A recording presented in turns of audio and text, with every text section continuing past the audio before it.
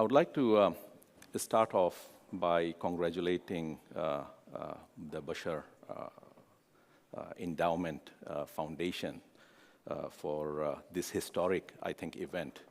I've been attending Awqaf-related events in Oman for the last 8 years.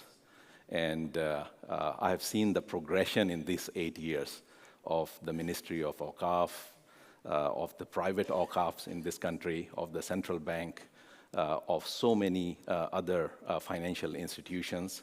So it gives me a lot of joy today seeing such a big group, and the level of discussion, the thought maturity of the discussion really shows that we have evolved, and that Awqaf and Waqf is actually making a progress in the country. I would like to thank Honorable Mr. Mohammed Al-Busaidi, the Managing Director of the Foundation, for this kind invitation. And I think he was searching for someone that could actually speak on technology in the Waqf space. And kind of my name and my picture keeps popping up in Google, so I was called. So inshallah, I'll do justice for this invitation. Thank you very much to Mr. Moderator and my learned speakers. I think they have vast industry experience in the Awqaf and financial institution in Oman. So I hope I can add on to what they have contributed and the other speakers, learned speakers this morning. I come from a technology background, so I'll not say that I'm a Sharia person, or I'm a Waqf person, or I'm a finance or Islamic banking person, but I am a combination of all, okay? And I'll share with you how. I have worked in high-tech industry, especially in research and development for companies like Hewlett-Packard and many others, developing technology for the last 22 years. And back about 10 years ago, I kind of felt that I must do now something which actually benefits the community as an overall, rather than just developing enterprise technology for the enterprises and for profit.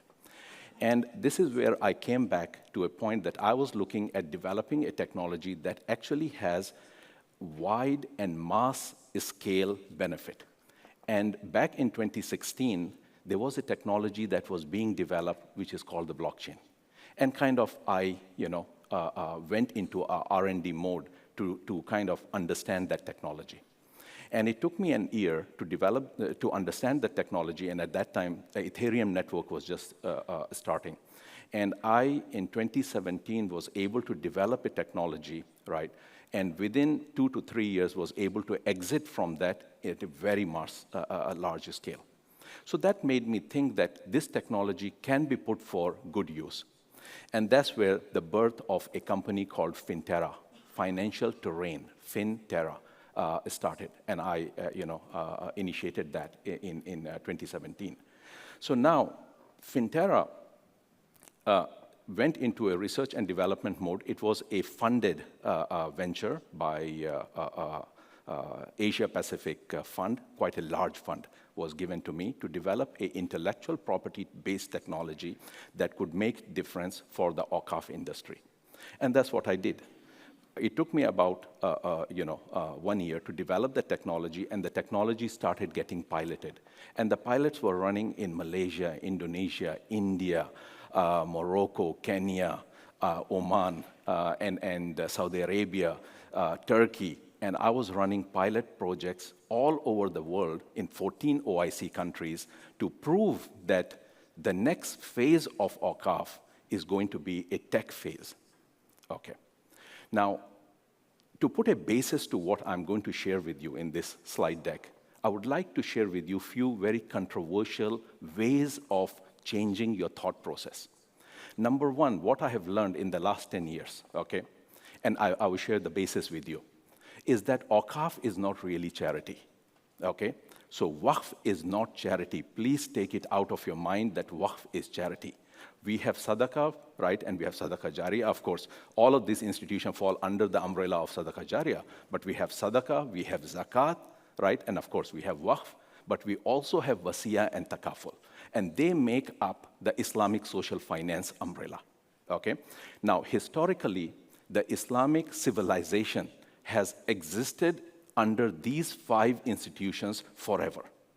Now, the invention of Islamic Bank, I know my colleagues from Islamic banks are here, this is an invention of last 25 years only. So what did Islamic economics and Islamic finance did 100 years ago or 200 years ago or 1,000 years ago? It was the social finance, the 5 institutions, right? So here, one of the speakers shared this morning, what did you do, 1,000 years ago if you want a business loan? Who do you go to, right? Now, Baitul Mal was a treasury. You did not go to Baitul Mal to take loans. You actually went to the Waqf or Awqaf institution for taking Qard-e Hasan. And that is how the journey of businesses took place. Now, the other area that you should change the mindset is that Waqf itself is a legal precedence and has legal basis. So it is not that it is part of something. It is an independent legal entity by itself with its own legal acts, okay?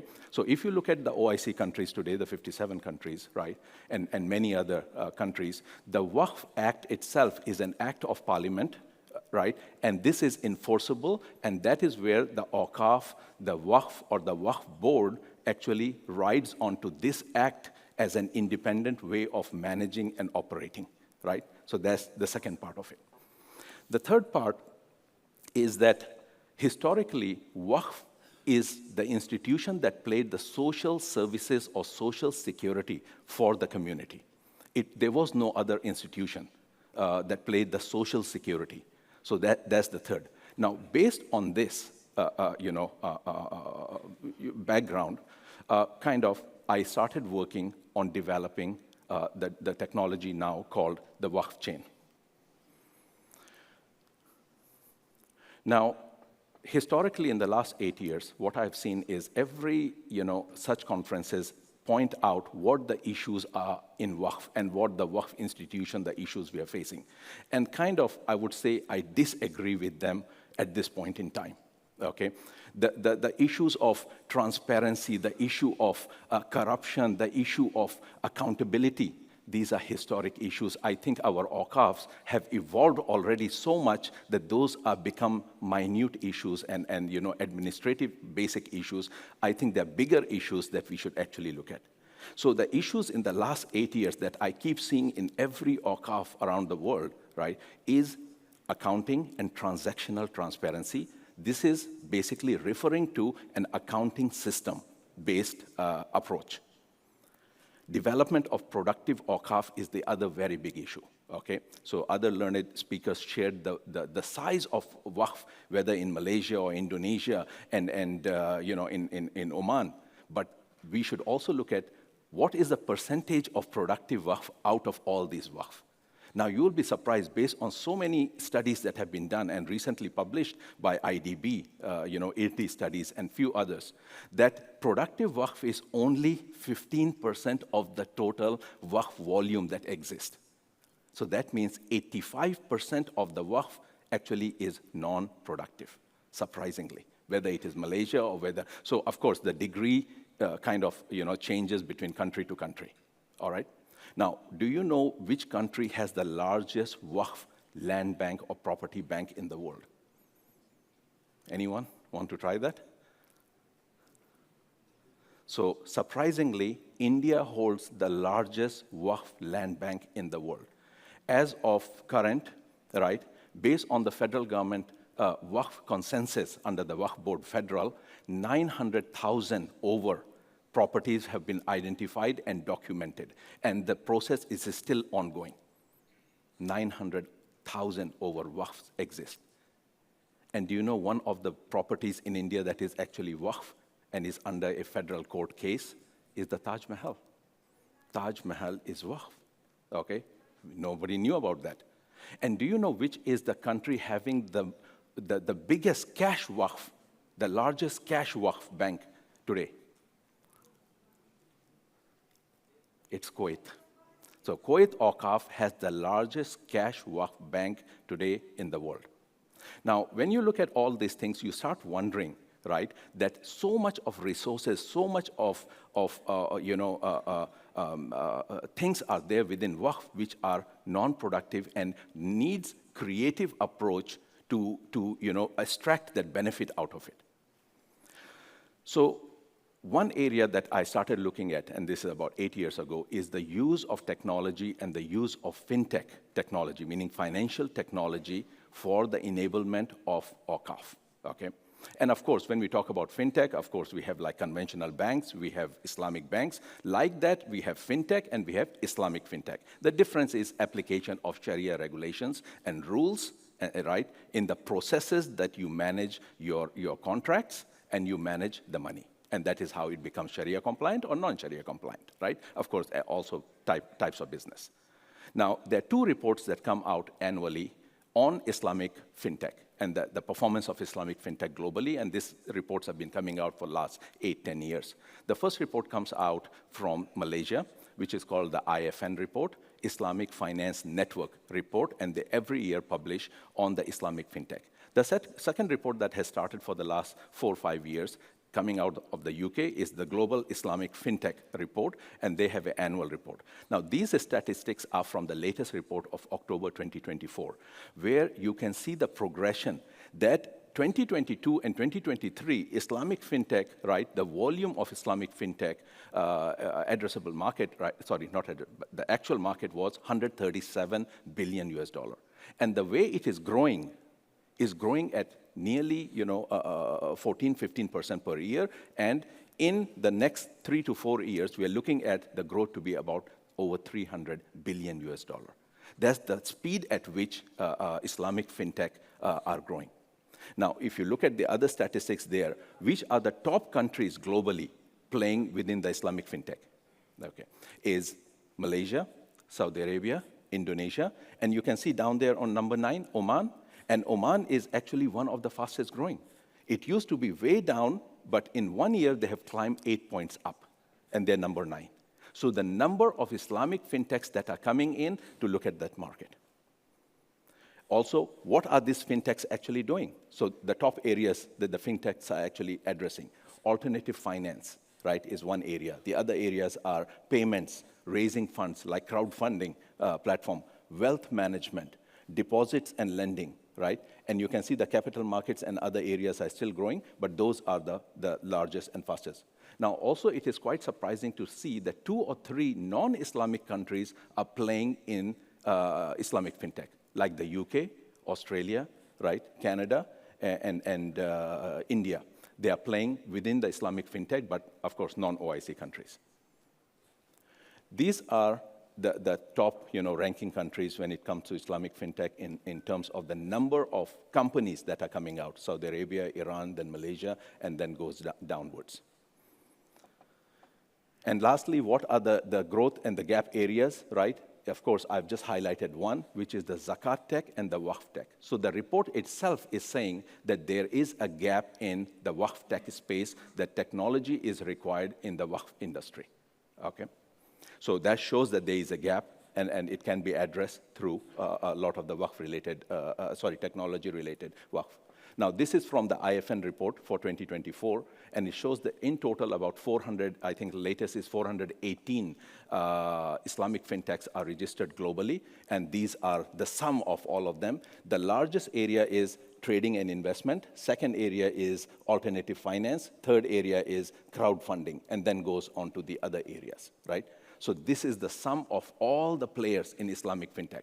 But at a global scale, if you compare it to conventional fintech, this is just a speck in the industry. So there is huge potential for Islamic fintechs to still come in.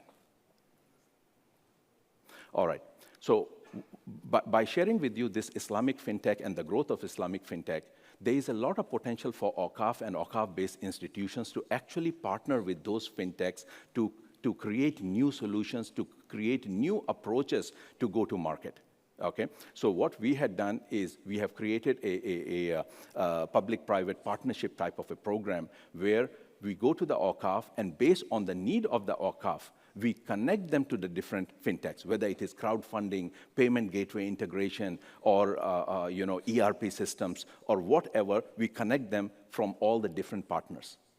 And that way, the OCAFs start evolving in their operations to create transparency, to create fundraising, to create programs. They start doing that. So this was one way that in Malaysia, for the last 5 years, we have been using this program to create the connection between Islamic fintechs and OCAFs. Now, one of the areas is sustainability. Now, by default, when you look at Islamic finance, Islamic social finance, the component of sustainability is inbuilt by default, okay? Because we have things like we cannot harm the environment in our business operation. We have to include the community and the benefit of the community within the project, right? And the ethical parts of the business, we have to include them in there. So even though many years ago I looked at SDGs and how SDGs actually help in OCAF, and then recently, last 2-3 years, we have been looking into ESGs, how they help into OCAF, but I always return back to the original Islamic and Sharia principles. They're already ethical, and they look into all the ESG components by default. So whether you say you are ESG compliant or not, if you are Sharia compliant and you are supporting Waqf, you are ESG compliant. So just last week in Malaysia, the Yayasan Waqf, meaning the federal agency for the OCAF, has tied up with the capital markets, where any share issuance and IPO can actually give some of their shares to OCAF, and by giving their shares to OCAF, they qualify for ESG certification. So this is something that already has been launched last week in Malaysia. So the platform that we were able to create is called My Waqf, and this is the Waqf chain. This is what it looks like. It has the cash Waqf, and it has the Waqf projects, which are more on return on investment, depending on the different structures. And what the platform is, that it is a complete kind of a ERP system that takes care of, if you look here, registration of donors or investors under one. It can be individual, it can be corporates or trusts. They go into the platform, they register themselves, they get an identity, and then from there, they're able to see the different programs that exist for cash Waqf. Some could be charitable, non-ROI based, and some are ROI based. Now, the ROI based are structured products. So we have Waqf-linked sukuks, Waqf-linked musharakas, all different structured products that are in collaboration working with the ecosystem of fund managers, Islamic banks, asset managers, and even Takaful. And they create the products and publish into the platform, and then the community is able to come and participate into those Waqf-linked projects. So what the system actually does in principle are just basically 3 things, right? What it does is it automates the collection of funds, okay? So now, the issue in fund collection, especially for Waqf, is the micro fund collection, okay? See, anyone giving $10,000 US, $100,000 US is one thing, but say someone wants to contribute $1 into Waqf. How do they do that, right? So micro payments is through online. So this is where we automated the whole process by integration of different payment gateways around the world to collect the micro payments, registration of the donors, and also giving them tax relief certificates or receipts. The second area that the platform automates is the Waqf administration, meaning creation of the Waqf funds, giving statistics around, performance statistics around the funds, and ability to choose what type of fund you want to create, charitable or profitable type of funds. And then the fund management, because what we are saying is to separate the OCAF administration process with fund management process. OCAF must work with licensed fund managers under the capital markets. So what the platform does is it allows the fund managers to come into the platform and actually provide services to the OCAF industry in managing the funds and promising certain returns. Thank you, brother. Sorry, maybe I will spend maybe another 2 minutes to wind it up. And lastly, the disbursement and impact reporting. So the disbursement of the funds to the ultimate beneficiary, and then ultimate beneficiary reporting back into the platform on the good that the fund has done, and that goes out as a report to the donors of the platform. So this is what the platform is. Of course, it's quite comprehensive. It has many different functions and features and modules in there that it just manages the whole administrative process, back-end process of the Awqaf. So just quickly to share with you two use cases that we successfully deployed. One is a development of a Waqf-linked Murabaha, and that's developing a B2B supply chain microfinance. This is operational in Kenya, where the initial fund was raised through cash Waqf, and that cash Waqf as a working capital became the fund for the Murabaha to finance small SMEs. In Kenya. And I'm happy to share that nearly 20,000 retailers are on the platform taking small loans as working capital for their inventory on a weekly basis with a maximum of 1 month, and this gives them working capital. And the second one deployed in Malaysia in the plantations industry. This is a large fund that was developed. This is a Waqf-linked Musharaka fund launched in 2020, and it has so far raised about $10 million US, developing about 2,500 acres of afforestation timber, and paying out on an annual 12 to 15% return on an annual. So this was a very, very successful project with one of the largest listed plantations company in Malaysia. And there were many other smaller projects running in many countries, some of them like development of mosque or development of few other investment-based assets also were there in the platform. So in conclusion and recommendation, what I would say are three things. This is the sum of the last 8 years of learning, okay? The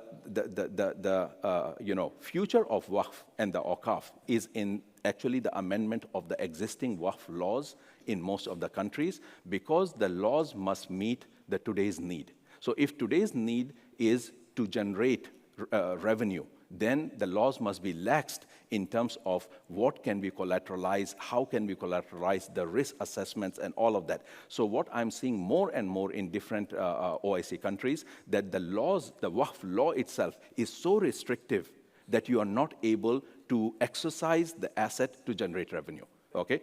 Yes. And secondly is the endowment asset class. So what I'm saying here also that the Waqf itself is an asset class, and to use it as an asset class within the capital markets versus just a charitable thing, but is an asset class of capital markets. And lastly, inshallah, yes. And the last is the use of innovative fintech technologies.